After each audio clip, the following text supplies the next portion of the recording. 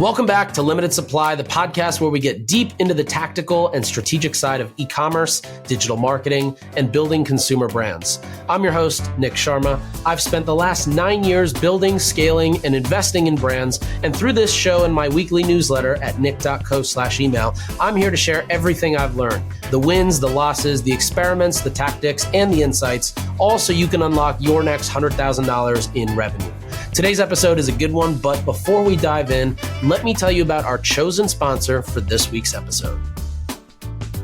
Big screen ads without big screen headaches. Roku Ads Manager is a self-service CTV platform that helps advertisers drive outcomes across the funnel.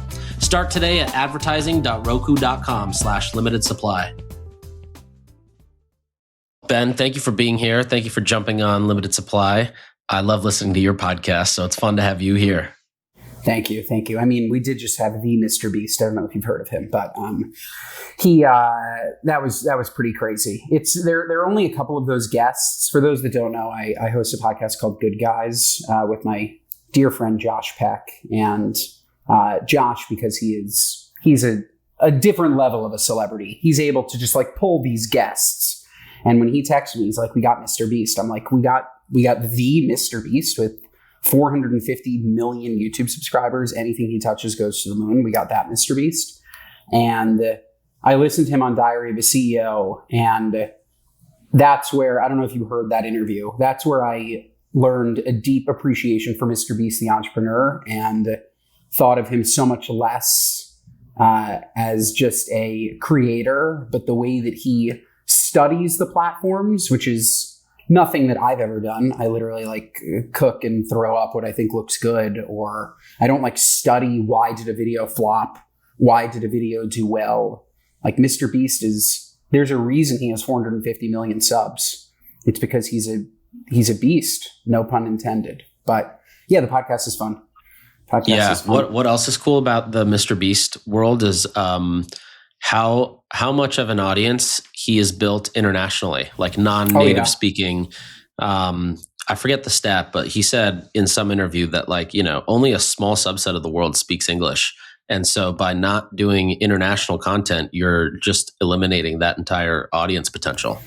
Yeah, it depends on what your goals are. Like if you are an entrepreneur and your goal is to grow your platform and sell something, it doesn't really help unless you're looking to do what he does, which is, I guess, launch, one, YouTube, of course, you make ad revenue, but then you have Beast Games where anybody can stream. But ultimately, he started talking about how, like with Feastables cannot be sold into every country that he reaches. It cannot be bought direct to consumer with his 450 million subs. Like he's primarily focused, it would seem right now, on the United States. And for me, a significantly smaller creator, I don't need, like the idea of having 450 million subs and reaching that amount of people on an international level would not in any way, shape, or form advance what I'm trying to do. Does that make sense? Right. Like yeah, totally. I heard, we both worked for VaynerMedia. I heard Gary say this a long time ago, that some people are very focused on growth. Others sort of take a look at what they have. And it's like, I have 1.5 million followers. If I could convert 10% of them to become diehard subscribers of a brand, I won. I don't need more subscribers. I don't need to have 1 in 10 people in Latvia know my name and face. So it's amazing what he's built. It's so a totally another level. Sometimes I don't even know why he does it. Like, what do you do with that? Like, I don't, you know what I mean? Like, what do you do with that? Yeah, I think it's for them, the end game is probably outside of like launching some of their own stuff, probably the international level of brand deals that they can go and do, or the ability to create one video, dub it into different languages, and each region has its own, like national sponsor maybe. That would be my guess. It's too big for me to even think about. He told me he has 600 employees, and that's where my brain broke. It's like, oh, and he spends $5 million per YouTube video. And it's like, that makes sense. That makes sense. Yeah. Now all of this makes sense. So I feel like creators, good segue into today, creators could be used as like a content machine, like supplying the content, whether it's creating the content. They could be used as distribution, reach and trust. They could be used as market research. Like Sephora does this a lot, where they set up these every 6-month meetings with creators to find out what's their audience asking about or talking about, and then also as like sales accelerants, either through social proof and driving sales. But in terms of how you have seen the evolution of creators, is there one you would say is bigger than another before we dive into each one? Like what type of, I think that using creators for authenticity is the holy grail. Like that's the best place, which is increasingly harder and harder now. But I think that using influencers for credibility in their, whether it's micro or macro networks, is something that brands struggle with every single day. With Spritz Society, we talked to some of the biggest brands in the world. We did a collaboration with Kraft Heinz and Claussen, for example, and we launched that pickle Spritz. And a brand that's owned by Kraft Heinz doesn't know the first thing about community, and they'll tell you that first and foremost. It's creators that have typically unintentionally built these cult-like communities that brands are dying to get a piece of, because if you come in and you are the brand with a brand voice, it's very, very rare that you're able to crack community without it. I think one prime example of that is Chipotle was really able to do that, where they were able to somehow, I don't know how, create a community around a brand without somebody sort of speaking for it.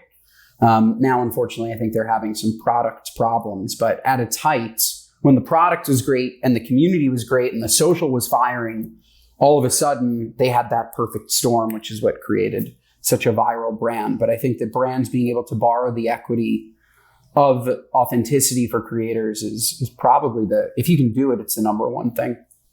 Because you can always buy awareness, You can't buy authenticity. I guess, how do you think about like those? I think a lot of people would hear that and think, oh, that means we need to work with more creators. But it sounds a little bit different, because that would just be buying that reach, right? Are you saying these are more longer term partnerships or like deeper partnerships than just...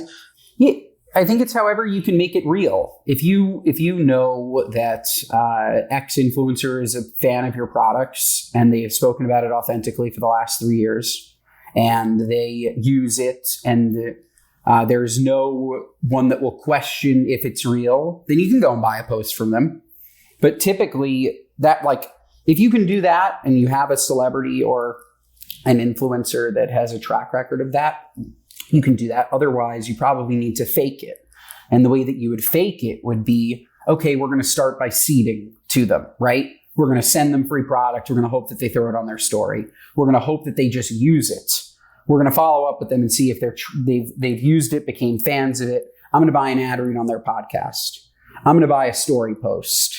I'm going to start to make them feel like I'm a long-term sponsor. It would be great if you could come out with just a year-long deal, but I wouldn't even do that until I found out that the person really, truly loved and consumed and used. My brain immediately goes towards consumer products that you can ingest, but it could be like with what you've done with Jolie. It could be a person who actually cares about cleanliness when it comes to their home shower. Like if you go out and you work with an influencer that's never spoken about the fears of toxicity in the home, and all of a sudden you buy a year's worth of ads with somebody that it's no amount of time will convince the audience that this is real. It has to be real. So it's not just about, I think that this is where brands get it wrong. Like they all love their creator IQs and whatever the platform is in the moment. That was probably the platform 6 or 7 years ago. Whatever the platform is now, where brands are paying to have access to talent, they're looking at audience reach. They're looking at engagement rates. They're looking at location. They think that they're looking at interests, but in reality, I actually think that you have to follow these people to really understand what they're about, what is real, what is not.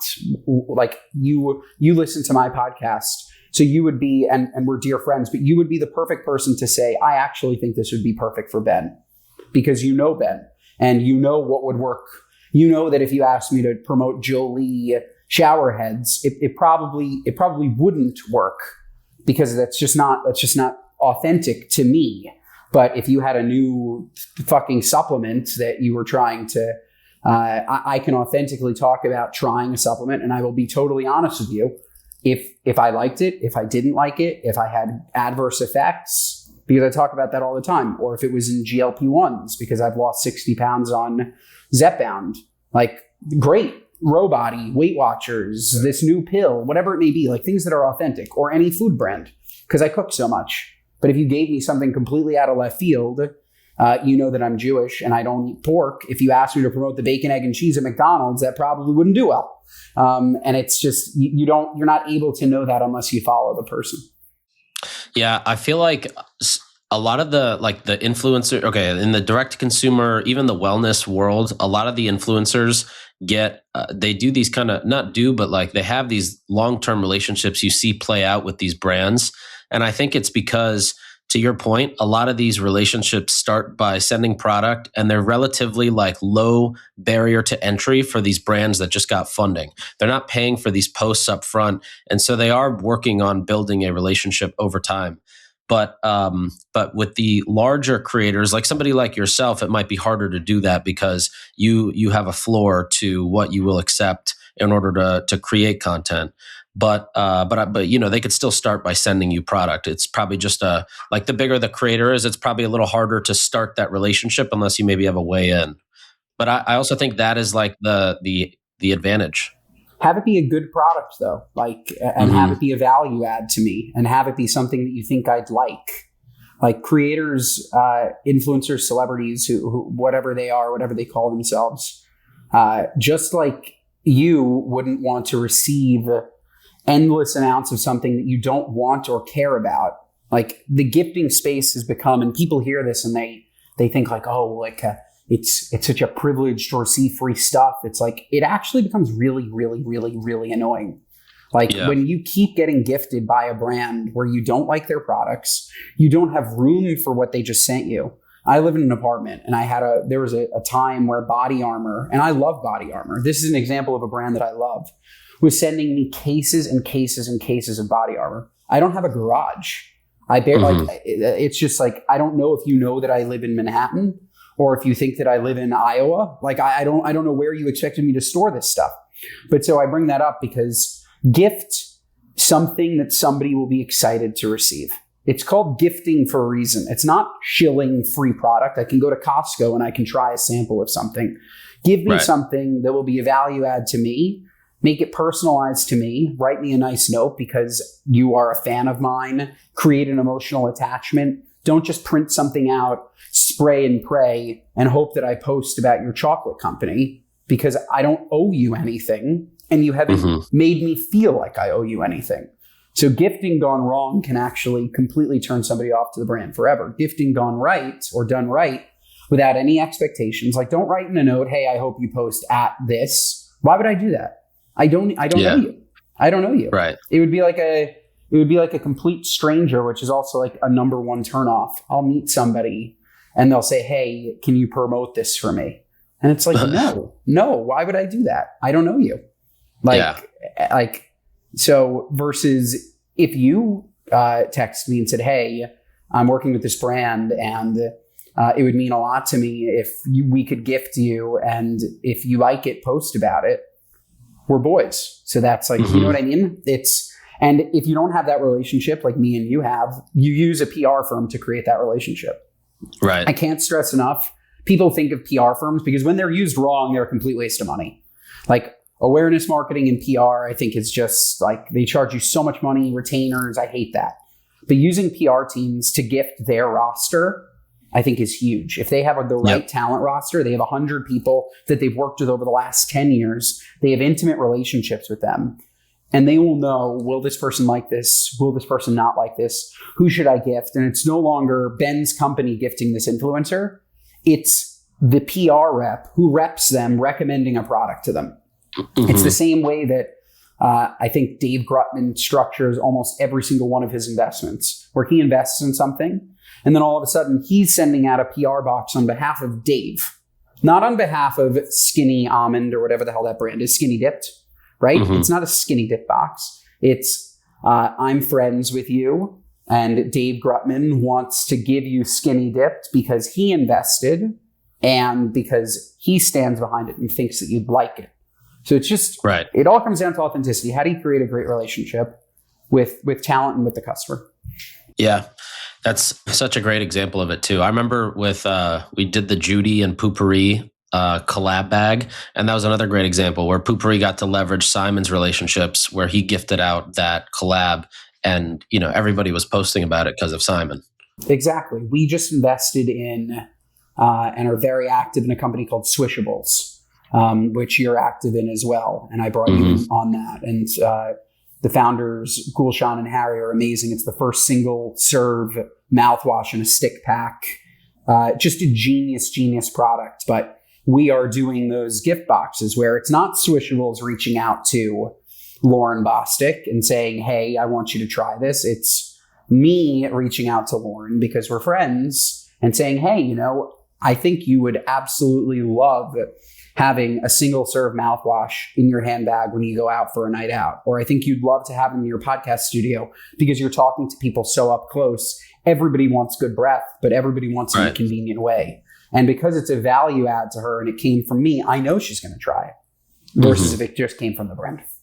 Yeah, so true. Could you talk a little bit about the Spritz Society playbook you created too? Because I think that's another amazing example of this kind of longer term relationship being applied really thoughtfully. Yeah. So with Spritz Society, we obviously started with a community. We had a community of mainly millennial women driven by boy with no job, girl with no job, even more so, and then the Toast. Toast is the number one female millennial podcast in the US. My wife, Claudia, and her sister, Jackie, co-host it. And I had been working in marketing for about a decade and knew how to market products, knew how to work with talent, knew everything that we're talking about. But it came down to authenticity. It came down to having a community. And I just had that sort of aha moment where it was like, why aren't we doing this for ourselves? The alcohol space had just exploded. White Claws and Trulies were doing billions in sales. They tasted terrible. And it seemed like the space was ripe for disruption. And so we galvanized our community to help us ideate what could this alcoholic product be. It was the perfect intersection of sort of Aperol Spritz culture was exploding, and I didn't see anybody doing that. So why don't we launch the Spritz Society, wine-based sparkling cocktails that actually taste good? And I can tell you, 4.5 years later, we are still, this year, Nick, I don't know if I've told you about it. I can't tell you exactly what it is, but if I haven't told you about it, I'll call you later and I'll tell you about it. In March, we have a new product going nationwide in Target. And this is our hero SKU. It took almost 5 years to figure out finally what does Spritz Society stand for and what is its hero SKU. Because of everything that I just told you with the ability to build relationships, we were very quick to smartly tap into influencer and celebrity partnerships with friends and investors to grow the brand without spending a ton of money. That was Lauren Bostic's Pink Lemonade. That was Craig Conover's Lemon Iced Tea. That was Clausen's Pickle Spritz. And throughout all of that, I'm not this is like the true nuts and bolts of being an entrepreneur and founder. We lost the core brand. And the core brand, like what is Spritz Society? It's not an influencer collab brand. What is it? And you're going to see it in March. And it is the core hero product. And it came through the community. It came through trials, tribulations, testing, learning, and sort of brought us back to our nucleus. And it's really, really, really obvious and epic. That's amazing. But I bring that up because I'm sure that there are so many founders of direct-to-consumer companies, even though we're now mainly a retail company that uses direct-to-consumer as a flywheel to push to retail. But there are so many founders out there that like this. It always stuck to me whenever I watched Shark Tank, and Kevin O'Leary loved to say, if it's a dog, like go in the back and shoot it, or some expression like that. And it's sure it could be a dog, or you could just not have found the product. Like we know we have marketing. We know it. Right. We know we have branding. We know we have community. We have a brand that people are behind. And the products have been good. But in order to compete with a High Noon, a Surfside, a White Claw, you need a great product that doesn't only attract your community, it attracts the random person that has never heard of you, who sees it on the shelf at Target and wants to try it because it's regardless something of the that they brand think too. is interesting. Regardless of the brand, it doesn't matter. Yeah. Like, what are the reasons to believe in a product? Right. And you don't have to have that on day one. You probably won't. Like just take some pressure off. Don't spend too much money in the process, but take some pressure off that maybe you don't have everything figured out. Mm-hmm. Like maybe for some people, they have the product, but they don't have the marketing. It's the same thing. You're going to test and learn, and all of a sudden you're going to see, oh my God, that was it the whole time. And don't be hard on yourself that it was it the whole time. It took you a while to get there, but you got there. Yeah, I love that. Yeah, always be breaking. Let me put you onto something if TV has felt too hard. Roku Ads Manager is a self-service connected TV platform. You can build campaigns within minutes, optimize them inside the platform, and keep billing simple. It's built for growth and D2C advertisers who want a low barrier to entry and no big commitments. If you want to get on the big screen without old school processes, go to advertising.roku.com/limited supply. With a brand like Swishables versus a brand, maybe at a later stage like Spritz a few years in, or something maybe even later, a brand doing like 10 to 50 million, somewhere in that range. How would you recommend they approach the thought of influencer marketing or creator marketing? Because like with Swishables, even early days in Spritz, I remember we used creators for content creation and filling up the sites, getting assets. Yes. Different settings of product. Whereas today, if you're launching something with Spritz, you might want to attach one bigger name to a product launch to help push it, using it differently. Yeah. Well, first, I would go down to the nuts and bolts of the business and what you're selling. So Swishables direct to consumer is selling a weightless pack of mouthwash. So we are in a very unique position where gifting is free. It's free. You're paying for postage. And postage is not Spritz Society. It's $20 a box. It's sign on delivery because it's alcohol. It weighs a lot. They're completely different. So on the Swishables side, I would literally, and I've said this to Gulshan before, I would gift everyone. Why not? It's free trial. It's also the ability to then learn through that, who are the influencers that really love it? And then once you know that they love it, they're in, it's a part of their daily habit, then we pay them. Then we offer them something. Then we bring them into the fold. If you're fortunate enough to have a weightless, lightly regulated direct-to-consumer business where you're selling a product, that is the playbook. Gift until you really understand who really loves your products. And then once you know who really loves your products, you can start paying them or have them invest or whatever it may be. On the Spritz Society side of things, it's trickier. But I love the example that you just gave of we used influencers, not macro influencers, micro influencers for $50 to $100 a piece to get product and make content. And when we launched, we had 200 assets from legitimate creators with niche communities that not only reached their micro communities, but also helped us populate our site with UGC, also helped us fill out our socials. It depends on what the goals are. But influencers don't only need to be used for mass awareness. They don't all need to cost $250,000. They're very useful. I hate that people think that macro influencers aren't useful. There's nothing more useful, in my opinion, than an authentic macro influencer. Now, if you have a Jennifer Lopez who very publicly launched a Delola sparkling wine, and Ben Affleck, her husband at the time, is an alcoholic and she doesn't drink, if you were to hire Jennifer Lopez for your alcohol company, she would be a waste of money. If you were to hire Alex Earl, like Sip Margs did, it will completely transform your business because Alex Earl is, I think, 24 years old, a party girl who I believe is drinking Sip Margs. I do. I have never, that is about as authentic as it gets. And So overall, macro influencers, celebrities can be completely game changing if authentic.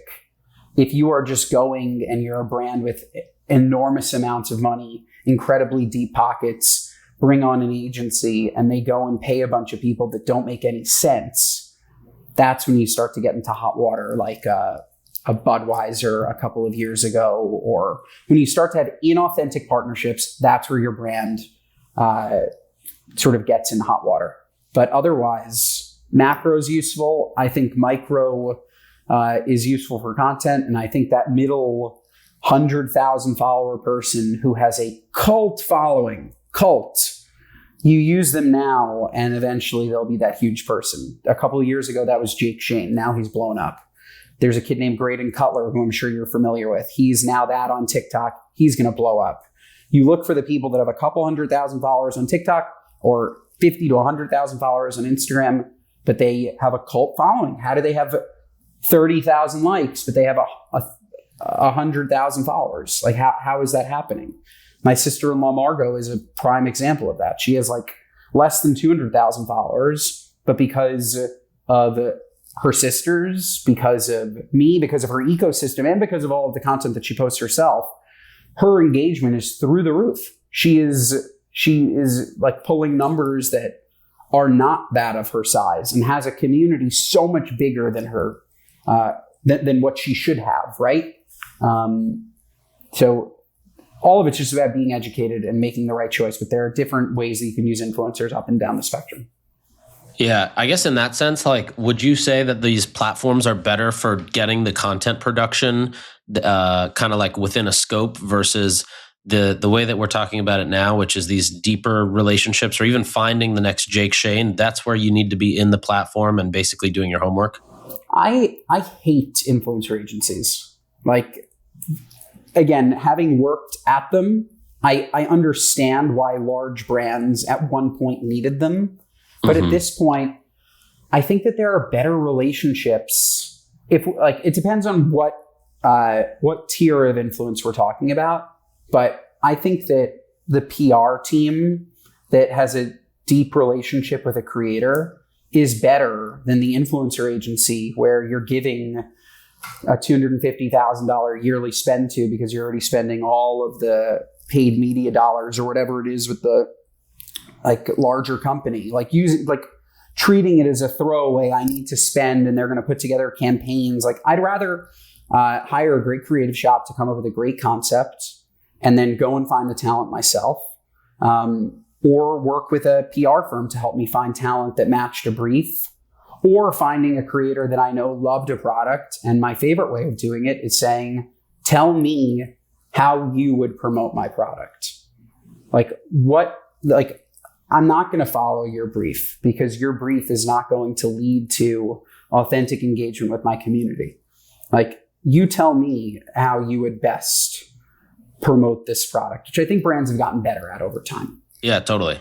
Well, have you seen this concept of like brands hiring an internal creator, like a full-time creator that is just pretty much pumping out content? Do you think that approach works? I can really only think of like maybe one or two examples where that's actually worked outside of the need or the use case of, okay, this person isn't just doing it for organic social, but they're really just pumping out a bunch of ads all day for us. Yeah, I mean, prime example, yes, it does work. Prime example of that is Macy Thompson, who now is no longer at Spritz Society, but she is a creator, small creator, 100,000 followers on TikTok, 20,000 followers on Instagram. Super funny. But by having 100,000 followers on TikTok, you've proven to me that you understand social platforms. Like, anybody that you're hiring to create content for social, anybody that you're hiring to community manage or run social media pages that doesn't have a public platform, I don't believe that you understand the platforms. I don't believe that you understand what makes a post go and doesn't go. I don't believe that you understand how to work with creators, because the number one selling point when I worked at Vayner of how to sell somebody on a campaign was I would literally say to them, I am a creator, so I understand why this is going to work for other creators. But not being able to do that and just, this is not a traditional corporate job. This is the one job where you really need hands-on experience to understand all of it. Otherwise, it seems very formulaic. You're going to get one of those, whatever it is, self-posting apps. This post goes up Monday. This post goes up Tuesday. This post goes up Wednesday. There's no virality because there's nothing topical. There's nothing new. It just doesn't work. So I'm a big fan of having somebody that has deep knowledge of platforms work for you and create content, even if it's not for, I don't know if I'd use them to farm out content, but I think it's completely essential for them to be at the nucleus of what you're doing. Then from there, I would probably, they can, it depends on who they are, but some of them can make content. Others, let them go and find somebody that they want to create content. Let them hire their favorite influencer that they follow. Because again, they're native to the platforms and are in it all day long. So they're going to know who's going to be able to authentically make content for Spritz Society. Yep. Okay, a couple rapid fires to wrap up. What's one thing that you think brands do that makes creators not want to work with them? Gift. Like when you gift wrong, I mentioned this before, and you make it seem like you're trying to just get a freebie from me. Like, this is my business. And if you don't treat me like I'm a business, you treat me like a person that can do you a favor, I'm going to be turned off. But if you treat me legitimately like a business, and you mention that, there's no open campaign at this time, but we'll keep you in the loop for a future campaign. Would love if you'd give us your honest feedback on the product now. There are ways to do it to be authentic, but yeah, that's a great approach, wrong, actually. Gifting gone wrong doesn't work. What's the most overrated metric in influencer campaigns? Likes, comments. All I care about is saves and sends. Yep. All I care about. If you saved my post, especially from a cooking perspective, I know that you plan on watching that again and making it. I just think likes and comments. Again, it depends on the type of brand, but likes and comments to me just don't tell the story that saves and sends do. Agreed. What about one thing you would negotiate in every creator contract? Oh, on behalf of the creator or on behalf of the brand? Yeah, actually, either. Okay, so on behalf of the brand, I would probably, or I'll start with the creator side. I would always ask for some form of payment upfront. Too often you hear about creators chasing brands, especially when you work with startups. Some of them go out of business.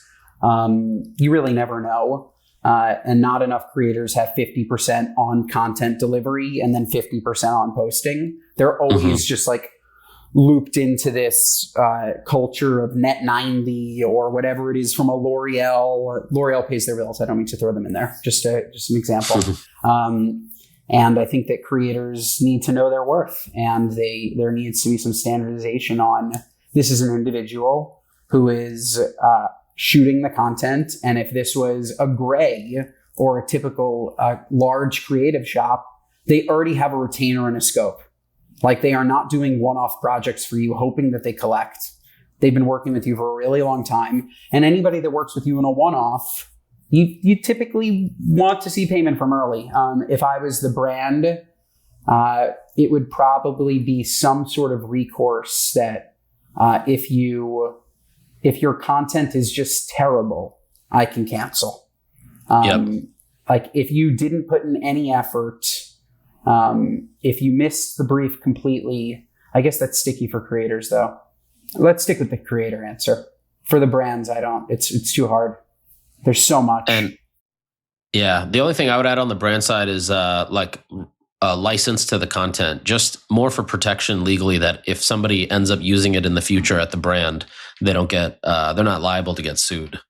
I think that's a smart one. I also think that's probably a waste of money though. Like, so often, it depends on the type of content, but so often you will have these contracts that have, I can use this post in perpetuity. And it's like, I'm literally like eating it, like I'm eating a tuna That's sandwich. True. It's not even I'm worth saying it. like, it's not even worth the money.